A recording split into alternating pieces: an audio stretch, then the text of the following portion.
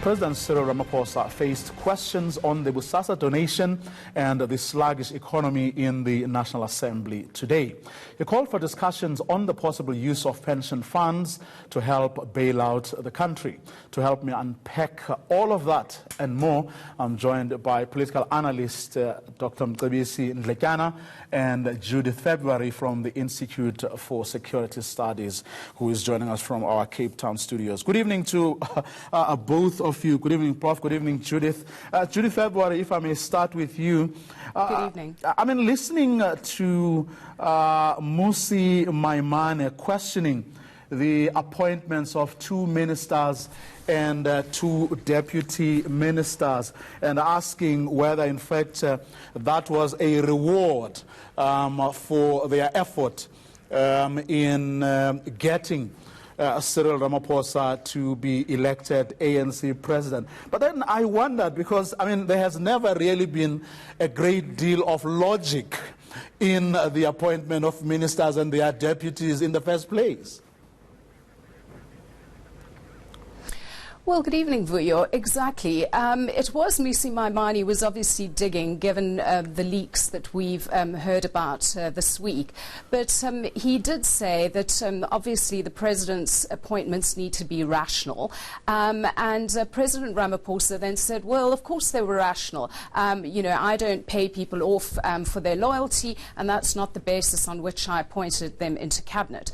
Now, one has to obviously take his word for that. But of course, Vuyo, we know that politics is a dirty and ugly game, and why are we surprised that there might have been sleight of hand at Nazareth, whether it's in the CR17 campaign or the NDZ campaign, and that people are indeed who are loyal to the president, and that you know that loyalty in whichever way is gotten, it shouldn't really surprise us. I mean, obviously, the real question that Maimane was trying to get at was looking at CR17, the campaign funding. What did the president know and when did he know it? Because, of course, what Ramaphosa is saying is he was a little bit at arm's length from the actual dirty details of what was going on. Well, dirty is my own word. But he was away from that, sort of removed. And so, you know, it does raise questions. It raises a panoply of questions about the toxic impact of money on the political system, party funding that I've done so much work on in other organizations. So it is now front and center of our political debate, which I think is a good thing, although I do think that we need to have equity of conversation and apply this equally to Mr. Maimane and also to Julius Malema and others on the opposition benches. And that's what I want us to get into in a short while. It's just that I thought I'd put Professor Ndlekana this one out there to say, I mean, yes, one understands, as Judith was saying, the motive or what Mmusi Maimane was trying to do. But over the past 25 years, there has never really been any logic to who gets appointed where, except for the fact that many of them, it was to pacify very specific constituencies. For example, you'd have to have the president of the Women's League in cabinet. You'd have to have, you know, this or the other powerful bloc to make sure everybody is inside and everybody happy. Well, quite true. It's all about making sure that you have all constituencies included. Women, young people, regional exiles, exiles, communists, right? And competence has never been a big deal. You've had thoroughly incompetent ministers. They were appointed there purely because they happen to represent a strong constituency. So there's no logic to it. And so the idea that you can judge selection scientifically, the science of selecting has to do with a political act, balancing a political act, ensuring that you have a strong base behind you. That's all it is. So to insist on some logic outside of politics is really to demand something that is non-existent. Now, in answering the question or questions, Judith February, that were put to him, the president, of course, adamant that he did nothing wrong or illegal, and then went further to actually urge MPs to look at what would be appropriate and ideal, given, I suppose, the lessons of the moment. Exactly, Vuyo. And just to go back to your earlier question around the cabinet, lest we forget that around the world, this is how cabinets are put together, based on loyalty and based on political ties.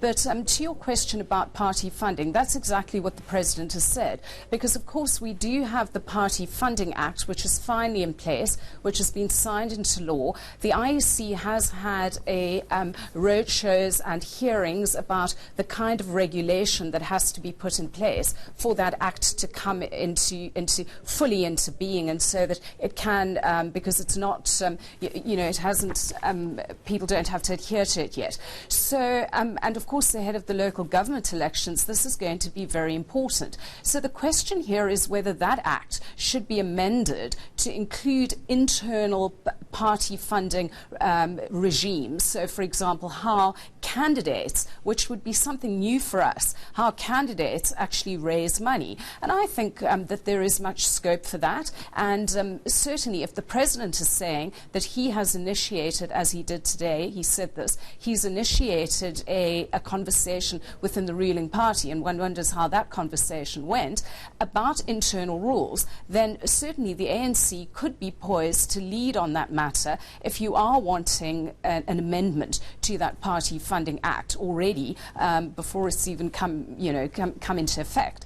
So I think that this is a good moment, and we do have to learn the lessons. And every single day we're learning the lessons with regard to the Zondo Commission. But I want to add to that is that it was very interesting. The President was categorical about saying no criminal activity, but what he also was very clear to say is no public money was used in my campaign. And I think that that is, in the modern parlance, throwing a bit of shade to the NDZ campaign, who this week said that they were not going to comment at all on this. And in fact, Batabile Dlamini was the spokesperson on that matter. So very interesting that he would separate that and say no public money was used. But, I mean, be that as it may, Professor Ndlekana, while there may have been nothing wrong, or inherently wrong, or illegal even, in what the CR17 campaign did. But, I mean, to insist that, the financial records be under lock and key is a bit of a problem for me. And here's why I'm saying this. I'm wondering whether it doesn't go against the very principle behind insisting on disclosure or openness. Because, I mean, remember, the reason we are where we are now with the Political Parties Funding Act, it's precisely to make sure that at no point, are politicians subjected to, manipulation by those who have money. Well, I think when this thing started initially, people could have contributed under conditions of confidentiality. There are people who don't want to be known that they donated to the ANC. So you have to respect that, right? And so to try and change the game or the rules of the game midway would be somewhat a little bit unfair. This is yes, but these are people. I mean, we've heard them arguing that they were promoting democracy. It was the right thing to do, given what we've just come out of as a country. It's embarrassing for the ANC. I mean, Joel Nachitenza described this as the worst-kept secret, that we've always known that money influences ANC politics. And the bad thing about it is that it means that people really don't do things based on conviction. It's money, right? We've always known that ANC election, ANC conferences are an economy on its own, from branch executive, regional, provincial, national. People are paid to recruit members who then be paid in turn to vote for particular individuals. So it's an embarrassing thing. Yes, you and I can insist on holding Cyril Ramaphosa to the standard that he set himself up, but the point is, ANC politics have been like that, and if you wanted to win an ANC election, you couldn't fight clean, right? I guess what one can say in his defense is that we will judge him by what he does now that he has won the presidency. But realistically, you see, we can't be naive. Can't be naive. The point is, ANC politics, for you to win, you had to fight dirty. And of course, now that you have won, the point is, what do you do? Do you take the country into a higher moral level, or do you take us further back? That's where the test should be. Judith February, I mean, you capture this well in your book. You say, and I quote, yes, lack of regulation and private funding to political parties creates a secret space between politicians and their donors. That has the potential to undermine democracy, allowing corporations, wealthy individuals, and even foreign governments to buy influence and favor from the political elite, close quotes. And I'm saying, I mean, those MPs, including the president, who may no longer be an MP, but those who passed the political party funding bill, if they genuinely believed in it, then they should have no problem in acting in the spirit and letter of that law. Well, Vuyo, it's taken a very, very long time for them to draft this piece of legislation. I mean, I've been working on this now since 2001 too. So really, it's been a very long, hard slug and campaign from civil society organisations. Political parties are always loath, A, to regulate themselves, and B, to deal with the issue of money in politics. Long ago, in 2005, when I was at Adasa, we try to engage with political parties, but it was, you know, you show me yours and I'll show you mine. There was no enthusiasm from political parties on either side of the spectrum, apart from the ACDP, to actually argue for regulation, and Bantu Holomisa, I must add. So he was always an ardent champion of party funding regulation. But the point here is, and Khabisi's point is important, about the way in which the ANC has operated, the money that flows. I mean, whether you at Polokwane, Nasrec, it's Mangahung, we all know this. And so in a sense that is part of the problem of internal party democracy. And then of course you have this divided party. And so certain companies who gave to the CR17 campaign because they wanted Jacob Zuma out and they wanted a president who stood a better chance of dragging us out of the quagmire. So there are two sorts of issues here. And I would suggest that the first one is much more difficult to regulate and to deal with. I mean, Vuyo, can you imagine what is going to happen ahead of local government elections when people are literally going to be lobbying Ace Magashula for positions? Money will change hands. The game is going to be dirty. And to change that will be very difficult. But I think the point is that legislation, as we've seen around the world, in Germany and the United States, is not the panacea for all ills. But what it can do is it can shine some light. And the more we get used to disclosure and demand it, the more it becomes the norm. But there'll always be dark money. I don't think we should be naive about that, as Khabisi has said. Prof, Judith is right, isn't it? Which is something she says also in her book, that throughout the 25 years of our democracy, I mean, a preference for non-disclosure of private funding is the one thing, perhaps the only thing, that actually unites South Africa's political parties. And that's the one thing that made us uncomfortable, because obviously if people don't know, if we don't know who donated money, then we have no way of verifying whether people are getting those contracts in return for what they donated, right? So transparency is very important. And I think we can extend that transparency to internal party work. You can have a common fund, for instance, a fund that can be audited, right? And all the monies that would then go towards ANC campaigns, which are more like US-style primaries, could be accounted for. What is happening now is that you get your own bag of money, right? And you don't account for it because it's illegal money. And people buy all sorts of things, cell phones and this and that. Not all that money goes into campaign activities. So there's a lot of corruption. But if you regulate it to some degree, yes, you might not be able to eliminate misdemeanors completely. But at the same time, there would be some guarantee of normalcy that things will be done properly. In fact, and even those who are calling the president out to actually share his and the ANC's position on this matter. Yes. But of course, we all know why they have to do that. Now, let's hear what the president had to say by way of a way forward on this matter.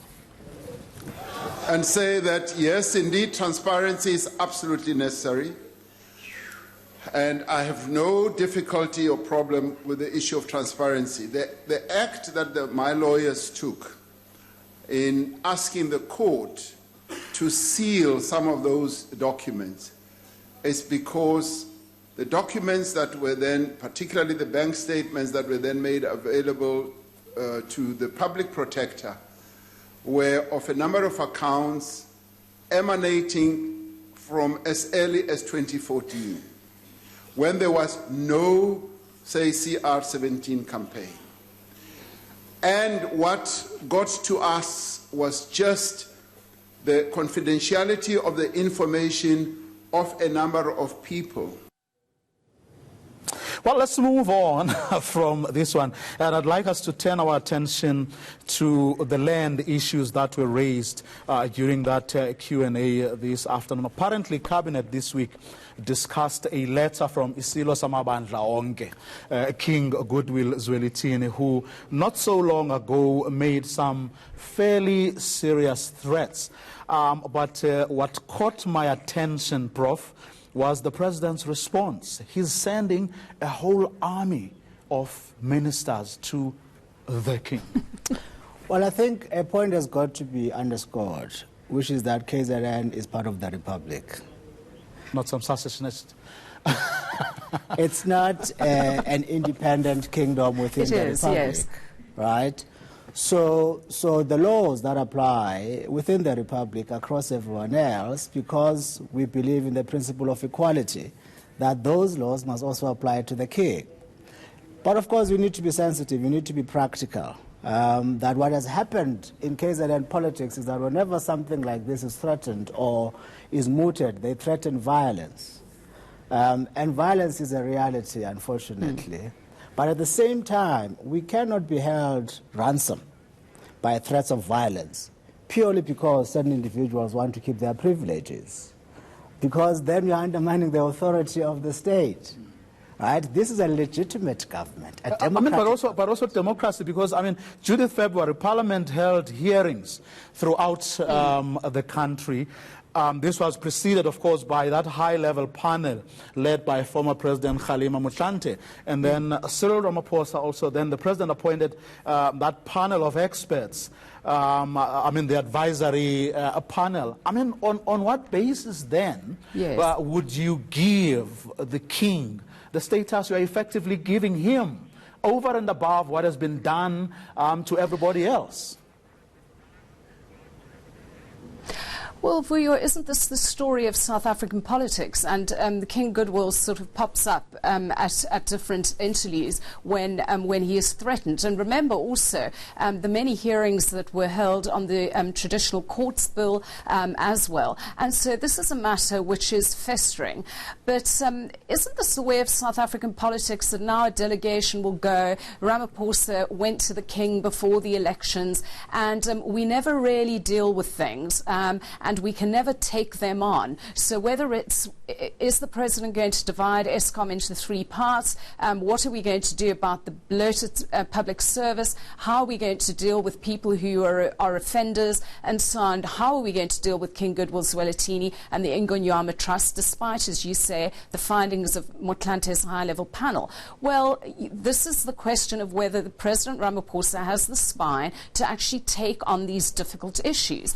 And who knows what this delegation is going to do. I can see that there would be quite a lot of PR in it, and does one risk the violence and the upheaval of that? But it is something at the heart of our politics, which is about not taking on the questions and not dealing with them directly, and not sort of getting up in Parliament and saying this is what we're going to be doing. And so a lot of sidelining happens. Having said that, I think there have been some interesting developments in KZN, and I think President Ramaphosa is sort of perhaps shrewdly trying to, increase his power base there, and so it's something to watch. Well, here's what a bit of what the president had to say on this issue. Cabinet decided that we should appoint and send, I will be sending a number of my colleagues in cabinet to go and have extensive discussions with various role players in KZN. And Minister Mantashe will be part of that delegation. Minister Mthembu, Lamula, Didiza, Dr. Zweli Mkhize will be working with our Premier as well as various MECs. They have been given directives by myself to go to engage with various role players in KZN about this matter and come back and report to me and to Cabinet. Well, in the interest of time, we're not going to have a great more to talk about on this particular one, but I want us to talk about the economy, unemployment, questions put to him around that, but not much, if anything, new from what the president said. But I just want to get a sense from you whether in answering those questions you got a sense that progress is being made and the president is on top of it, Professor Ndike. Well, the challenge for him is that they're spending most time rectifying things that went wrong in the past. And there's lack of trust. For instance, wanting to use our pensions to bail out parastatals. These are parastatals that were literally run down, right? Monies were stolen from them. So people don't trust the ANC government to handle their monies properly. So you have these problems of the past. You have to fix those because to regain confidence in the economy, to attract people back to invest, you need to demonstrate that you've fixed the country, you've fixed these things that are not working. Then start thinking of planning going forward, right? So he's still caught up in fixing these past things. So you can't really go forward. That's the serious dilemma that he faces. And also because these previous problems haven't been conveniently fixed so far. I mean, ESCOM, you had a CEO who's left, Jahan, SAA, so whatever you are telling us, there's a little bit of difficulty to believe what you are saying because the things that you've put in place so far haven't worked. In fact, you've had people running away because the task is enormous. Maybe they're not getting sufficient support. So it's a difficult place to be in. Judith February, my colleague Karima Brown always reminds me that you can walk and talk at the same time. I get the fact that, you've got to fix the state law enforcement agencies. You've got to do what Prof is talking about in all these SOEs. But you can't wait for that to finish before you can actually start doing very concrete things that are also very visible. Yes, and I think it is about the visibility, and that's what the president was saying when he was talking about prosecutions and the prosecuting authority and the Zondo Commission. People are wanting action, and all around the country, I think people are becoming impatient. And the problem is, once you have the Zondo Commission, which has opened up this Pandora's box, we now see how very deep the rot is. But that also has an impact on the country's psyche. So for me, what I thought when I was listening to the president talking about the economy, I thought that here is somebody who understands the economy, who knows what needs to be done, who is on top of the detail.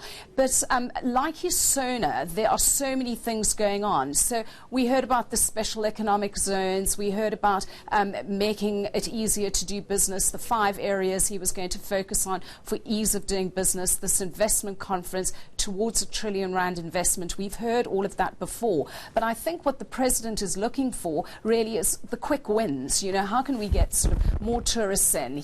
You're not going to have a quick win on these SOEs, I'm afraid. This is a presidency for a challenge for the long haul. And so there are certain things, for example, in the public service, how can we speed up payments? Patricia de Lille is trying to do that. So I think that narrative needs to come forward. If the president has good news to share with us on that, we need to hear that. But I do sense a president who is on top of things, and for the first time in a while, somebody who actually knows where to steer the ship and where we need to go. But boy, does he have party politics, internal party politics, that is causing him headaches and nightmares. And so, in effect, what he should be doing is steering the ship towards the centre ground of South African politics and getting, trying to solidify that base within his party and outside within society, because that is where he will find the majority of South Africans. And that is how we will be able to move forward to kind of isolate those people who are the radical economic transformers or looters within his party. So he needs to do that, I think, far more forcefully than he is at the moment. Quick last word from you, Paul. Yes, I think you need to have a uniform message. The ANC is also distracted with all sorts of spies and internal money issues. Once you get everyone saying the same thing and repeating the same thing, at least you're likely to get public confidence as well up and running. So we need to get there. Get the party. They are the ruling party. So they need to behave like people who are in charge. That's why we're going to leave it. Political analyst Professor Mcebisi Ndlekana and Judith February from the Institute for Security Studies.